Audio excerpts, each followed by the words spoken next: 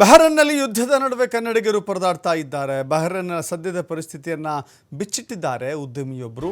ಬಹ್ರೈನ್ನಲ್ಲಿ hotel ಉದ್ಯಮವನ್ನ ನಡೆಸ್ತಾ ಇದ್ದಾರೆ ಲಿಂಗರಾಜು. ಬಹ್ರೈನ್ನ ಮಾವೋಸ್ನಲ್ಲಿ ವಾಸ ಮಾಡ್ತಾ ಇದ್ದಾರೆ ಲಿಂಗರಾಜು ಅವರು. ಬಹ್ರೈನ್ನಲ್ಲಿ ಯುದ್ಧದ ಕಾರ್ಮೋಡವಿದೆ, ಆತಂಕದ ಸ್ಥಿತಿ ಇದೆ ಅಂತ ಅವರು ವಿವರಿಸಿದ್ದಾರೆ. ಬೆಳಗ್ಗೆಯಿಂದ ಸಂಜೆವರೆಗೆ ಎಲ್ಲೋಡಿದ್ರೂ ಕೂಡ ಸುತ್ತಮುತ್ತ ಬಾಂಬ್ಗಳು ಬೀಳ್ತಾ ಇದೆ.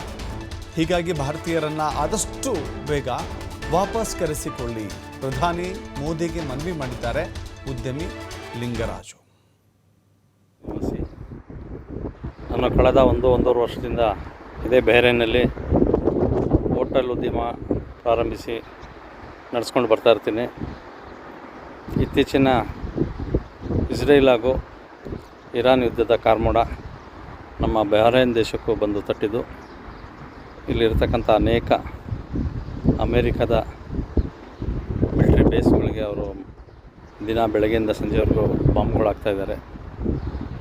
ನಾನು ಇರ್ತಕ್ಕಂಥ ಏರಿಯಾ ಮಾವೋಸ್ ಅಂತೇಳಿ. ಇಲ್ಲಿ ಸುತ್ತ ಎಲ್ಲ ದೇಶದ ರಾಜತಾಂತ್ರಿಕರು ವಾಸ ಇದ್ದಾರೆ. ಮತ್ತು ಈಗಾಗಲೇ ವಿಮಾನ ಎಲ್ಲ ರದ್ದಾಗಿದೆ. ಇಲ್ಲಿ ಆತಂಕದ ಸ್ಥಿತಿ ಇದೆ. ಮತ್ತು ಯುದ್ಧದ ಕಾರ್ಮೋಡ ಜಾಸ್ತಿ ಆಗ್ತಾಯಿದೆ.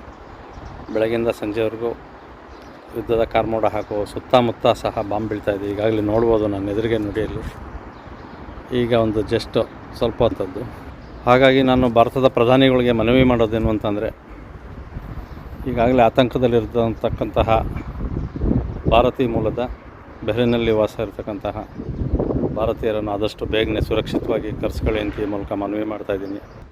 ಭಾರತದ ಮೂಲದ ಕರ್ನಾಟಕದ ಮೈಸೂರು ನಿವಾಸಿ. ವ್ಯಾಪಾರದ ಕಾರಣಕ್ಕಾಗಿ ಬೇರೆ ಬೇರೆ ದೇಶಗಳಲ್ಲಿ ನೆಲೆಸಿರುವಂಥವರು, ಅದು ಈಗ ಯುದ್ಧ ಪೀಡಿತ ಪ್ರದೇಶಗಳಲ್ಲಿ ವಾಸ ಮಾಡುವಂಥವರ ಕೋರಿಕೆ ಇಷ್ಟೇ. ನಾವು ಉದ್ಯಮಕ್ಕಾಗಿ ಇಲ್ಲಿಗೆ ಬಂದಿದ್ದೇವೆ, ಹೋಟೆಲ್ ಉದ್ಯಮವನ್ನು ಮಾಡ್ತಾ ಇದ್ದೇವೆ. ಬಟ್ ಇಂಥ ಯುದ್ಧ ಪೀಡಿತ ಸನ್ನಿವೇಶದಲ್ಲಿ ನಮ್ಮನ್ನು ವಾಪಸ್ ಕರೆಸಿಕೊಳ್ಳಿ ಸುರಕ್ಷಿತವಾಗಿ ಅಂತ ಹೇಳಿ ಲಿಂಗರಾಜು ಮನವಿ ಮಾಡ್ತಾ ಇದ್ದಾರೆ. ಲಿಂಗರಾಜು ಒಬ್ಬರು ಮಾತ್ರವಲ್ಲ, ಇವರ ರೀತಿಯಲ್ಲಿ ಅನೇಕರು ಕೂಡ ಇದ್ದಾರೆ.